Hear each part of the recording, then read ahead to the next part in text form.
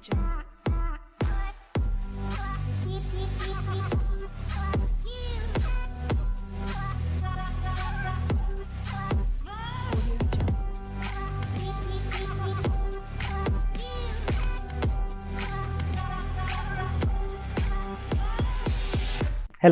my name is Victor Kiarie, the Millennial Architect, and I know some of you are wondering, where have you been? Mazee, umekuwa wapi over the last 2 months? And Mazee, let me tell you, I have suffered. I had exams. Well, the last time I did exams at Askumbuki Nilini. But the good thing is that now they are over. But while I was away, there was something that happened in the built industry, and I really want to be commenting on everything that happens in the built industry. And the main thing that happened was that house in Zimmerman, where the landlord had done an apartment of ground plus 3 floors, and then had done their 2-floor mansion hapo juu. And there was just pandemonium, if you can call it that, in the interwebs. Some people loved it, some people hated it, some people claimed it wasn't safe. Some people claimed that the Kanjos, the city council askaris were going to harass her based on what she did. And there was a lot of discussion around it. The main discussion mostly was around the structural stability of the house, but I think that's a simplistic view of it. And anyone talking about that would just be having an opinion of it. You need to test it to know whether it's structurally stable. So the discussion I want to have us today is an architectural point of view. To this end, we're going to interrogate this house deeply by looking at it, looking at different aspects of it.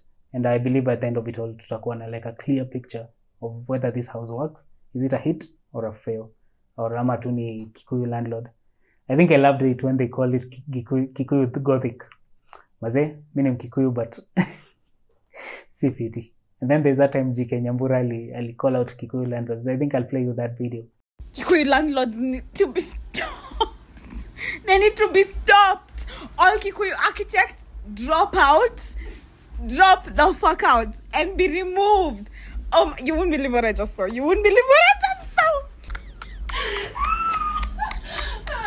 So there's a lot to discuss about that house. So let's get into it. Is it a good idea? And yeah, of course it's a good idea. Penthouses have been done all over the world. It's always a good idea, especially if you think about the cost of land in Nairobi. You know, Zimmerman falls within Nairobi. The cost of land is so expensive that for you to use that land just to build your own house doesn't make sense. Does it? It doesn't make sense. So when you can live on your property, you get your housing on your property, but still make a rental income out of it, it's a superb idea. And it has been done in CBD, it has been done a lot. So economically, upon Kikuyu landlord, amefanya kazi fiti. The next thing is, did it have to look like that? And I think that's the first point where this house fails. It did not have to look like that. It just seems like you want an apartment and then you have a house designing idea and then you just bring them together. There's no passion, there's no integrity, they don't match. It just doesn't work. And you see, it's like mixing, even if you mix 2 good things together, if they don't go together, they just don't go together. And in that sense, in terms of design, I think it fails terribly. It's an ugly design. No way 2 ways about it. And something I want us to think about when we talk about beauty in the built environment. When it comes to the built environment, hakuna ati beauty is in the eye of the beholder. Beauty is beauty. Beauty can be measured. And objectively, that thing is horrendous, but overdo. But it's ugly. The other question that a lot of people asked, whether is it safe? Now, safety comes in 2 aspects. Structurally, I don't know whether it's safe or not. You'd have to actually run tests because you need to know the type of steel that was used. You'd need to know the class of concrete that was used. There's a lot more that goes into the safety of it structurally. But the safety of it health-wise, that's a whole other discussion for it. And health-wise, has things to do with lighting, ventilation, and building code requirements. And for that one, I don't think it meets building code requirements. So apart from the concept, the beauty and the safety of the structure, the other factors that architects and urban planners consider when designing such type of buildings. So to help you understand better, I want to illustrate these concepts for you, and then you can be the judge, or I'll be the judge. Let me be the judge. whether this house actually works or fails. So let's look at these things.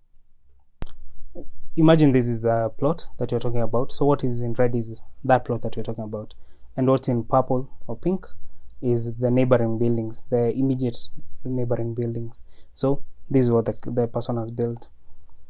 Now the developer alijenga ground plus 3 floors, but the mistake I think they did was they placed the windows on their property line. Walieka dirisha kwa beacon. And then akajenga nyumba yake on top, which very nice, works very nice. You've maximized the amount of space that you can let out, which is, yeah, that works for you in the short term.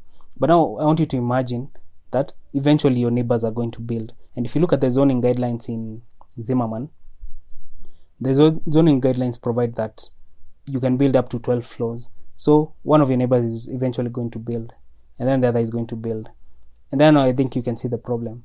Your windows now are blocked out, in terms of now you don't have natural ventilation, proper natural ventilation, and you don't have proper natural lighting. Of course, this is an issue that you could have predicted or foreseen. So what usually happens is people usually leave a void in the middle of the building to allow light into the building. But now, as a landlord, you've built your house on top of that void. So eventually you end up a building sandwiched by other buildings.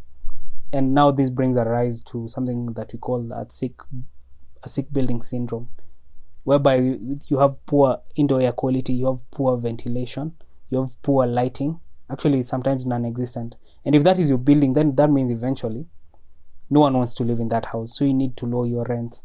And then now you just end up having a slum, a vertical slum. All right? So you're probably looking at me then wondering, okay, so what? Hizi mastori mingi unatuambia. Sasa unasema tusijenge. This is what I'm saying.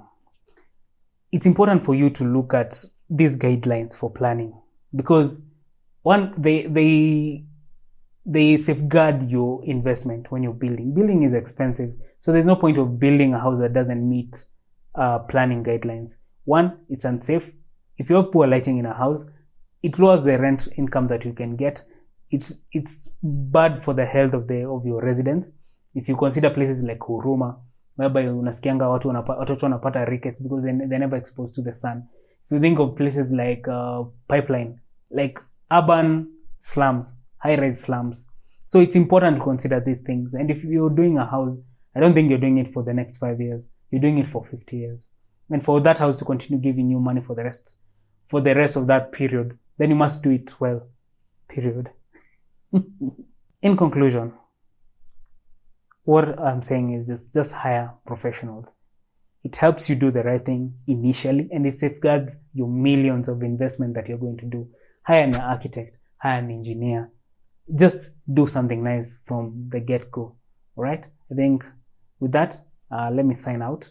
And once again, just a reminder, subscribe to this YouTube channel. We're going to have a lot of discussions around these things. There's so many things to come. We're going to discuss construction, methods of construction, how to save cost, how to finance your construction needs, a lot of stuff. And I believe you're going to enjoy it. See you on the other side. Period.